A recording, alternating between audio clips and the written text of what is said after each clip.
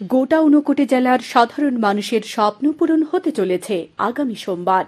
ফটিকরাই বিধানসভা কেন্দ্রের অন্তর্গত বিলাসপুর গ্রাম পঞ্চায়েতের পেচার ডহর গ্রামের মনু নদীর পাশে উদ্বোধন হতে চলেছে সিঙ্গেরি বালাজি মন্দির, শ্রী শারদাম্বা মন্দির ও আদি শঙ্করাচার্য মন্দির।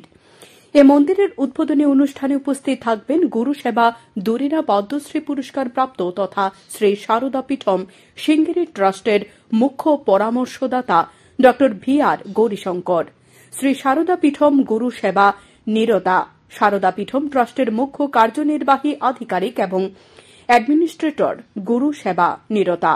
উপস্থিত থাকবেন রাজ্যের মুখ্যমন্ত্রী অধ্যাপক ড মানিক সাহা, প্রাণী সম্পদ বিকাশ দপ্তরের মন্ত্রী সুধাংশু দাস, ক্রীড়া ও যুব বিষয়ক দপ্তরের মন্ত্রী টিঙ্কু রায় এবং নাগাল্যান্ডের রাজ্যপাল এল.এ. গণেশান। শনিবার দুপুরে এ মন্দিরের চূড়ান্ত প্রস্তুতি সরজমিনে খতিয়ে দেখেন প্রাণী সম্পদ বিকাশ দপ্তরের মন্ত্রী সুধাংশু দাস, সঙ্গে ছিলেন বিভিন্ন দপ্তরের আধিকারিকরা। পরিদর্শন শেষে সাংবাদিক সম্মেলনে মন্ত্রী সুধাংশু দাস বলেন, উত্তর পূর্ব ভারতে এ মন্দির প্রথম। এলাকার সাধারণ মানুষ জমি দান করার পরিপ্রেক্ষিতে এ মন্দির গড়ে উঠেছে। এ মন্দির উদ্বোধনের প্রায় 2 বছর আগে থেকে পর্যটকরা এখানে আসতে শুরু করেছে। 59 জেলায় আরও একটি দর্শনীয় স্থানে যুক্ত হবে এ মন্দির।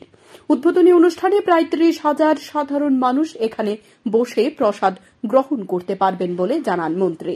যেটা সত্যি আমরা বিলাসপুর গ্রামবাসী হিসেবে এটা আমাদের জন্য গর্বের বিষয় এবং আমি ফটিকরাই বিধানসভার কেন্দ্রের বিধায়ক এবং রাজ্যের মন্ত্রী হিসেবেও আমার কাছে অত্যন্ত এটা গর্বের বিষয় এবং গৌরবের বিষয় যে আমার নিজ গ্রামে আমার বিধানসভা কেন্দ্রেই এত বড় ভব্য মন্দির। আমার মনে হয় আমাদের রাজ্যের সবচেয়ে বড় মন্দির যেটা বর্তমানে ত্রিপুরী সুন্দরী মন্দির রয়েছে, মা ত্রিপুরী সুন্দরী মন্দিরের পরে সবচেয়ে বড় মন্দির শুধু আমাদের রাজ্যে নয়, পুরো নর্থ ইস্টের মধ্যে আমার মনে হয় এই সুন্দর এবং ভব্য মন্দির আমাদের এই গ্রাম পেচারডোর নদীর পাড়ে গড়ে উঠেছে এবং ইতিমধ্যে এই মন্দির দর্শন করে গেছেন এমন অনেক জনগণ আছেন, কারণ গত 2-3 বছর যাবতীয় মন্দির মানে উদ্বোধন ছাড়াই এখানে মানুষ এসে ভিজিট করছে, অর্থাৎ মন্দিরের প্রতি মানুষের আকর্ষণ অনেক বেশি রয়েছে। সাংবাদিক সম্মেলনে এদের মন্ত্রী ছাড়াও উপস্থিত ছিলেন অনুষ্ঠান কমিটির চেয়ারম্যান তথা কৈলাসহর কলেজের প্রাক্তন ভারপ্রাপ্ত অধ্যক্ষ অমৃত কুমার ভট্টাচার্য, ত্রিপুরা সিঙ্গেরি মঠের ইনচার্জ জি.এস. পদ্মনাভন, বিলাসপুর গ্রাম পঞ্চায়েতের প্রধান রতন সরকার প্রমুখ। শান্তন টিভি।